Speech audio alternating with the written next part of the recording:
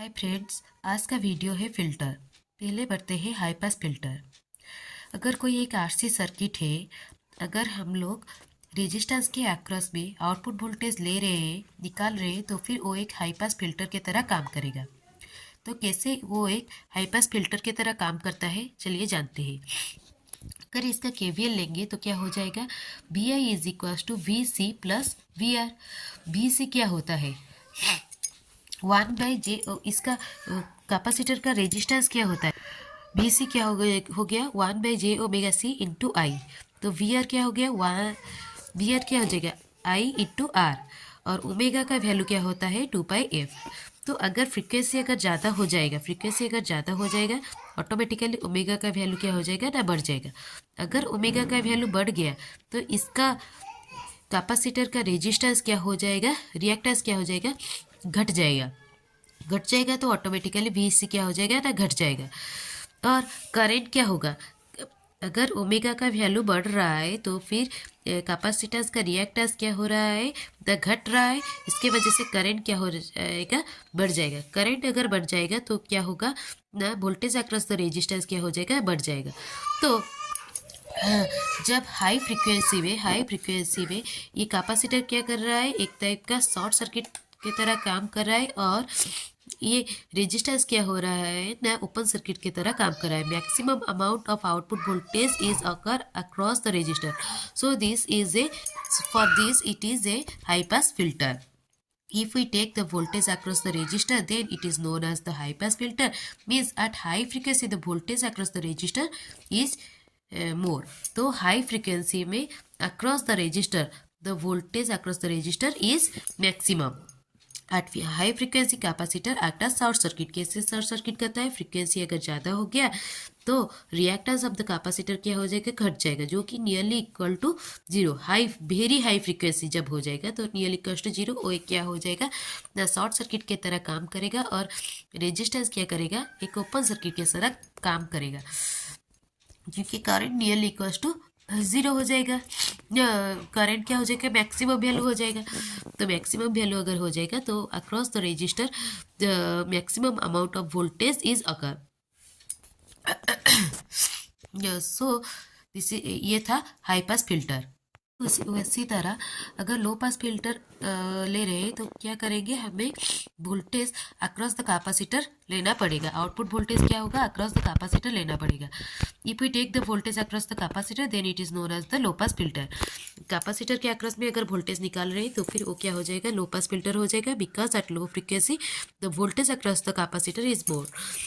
लो frequency में capacitor के across में जो वोल्टेज होगा वो क्या होगा, मैक्सिमम होगा। कैसे मैक्सिमम होगा, क्या क्या रिलेशन है पहले पढ़ लेते हैं। ओमेगा क्या है 2πf है, वी वोल्टेज अक्रॉस रजिस्टर क्या है, आई आर है। वोल्टेज अक्रॉस कैपेसिटर क्या है, आई इंटू कैपेसिटर का रिएक्टेंस क्या है 1/J ओमेगा सी। तो केवीएल अगर डालेंगे तो इस सर्किट में तो क्या हो जाएगा, V I equals to V R plus V C. और करंट कितना आ जाएगा, V I divided by total impedance क्या हो जाएगा, R plus 1/J omega C.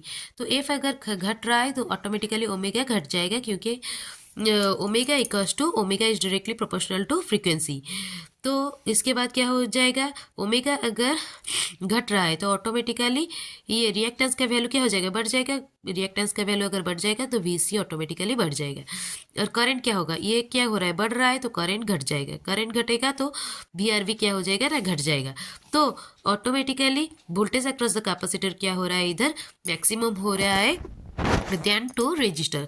सो ये क्या है, जब लो फ्रिक्वेंसी पास हो रहा है तो फिर कैपेसिटर के अक्रॉस में मैक्सिमम वोल्टेज हमें मिल रहा है, तो इसीलिए इसको बोलते हैं क्या, लो पास फिल्टर।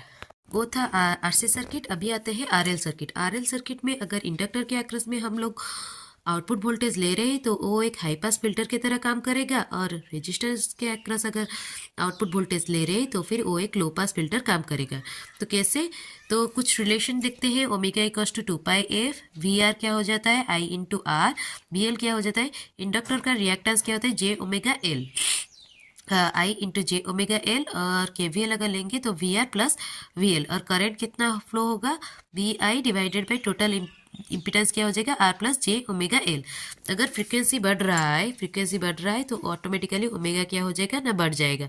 अगर ओमेगा बढ़ जाएगा तो फिर क्या होगा ना रिएक्टेंस ऑफ द इंडक्टर क्या होगा बढ़ जाएगा, तो फिर इसीलिए वी एल क्या हो जाएगा बढ़ जाएगा।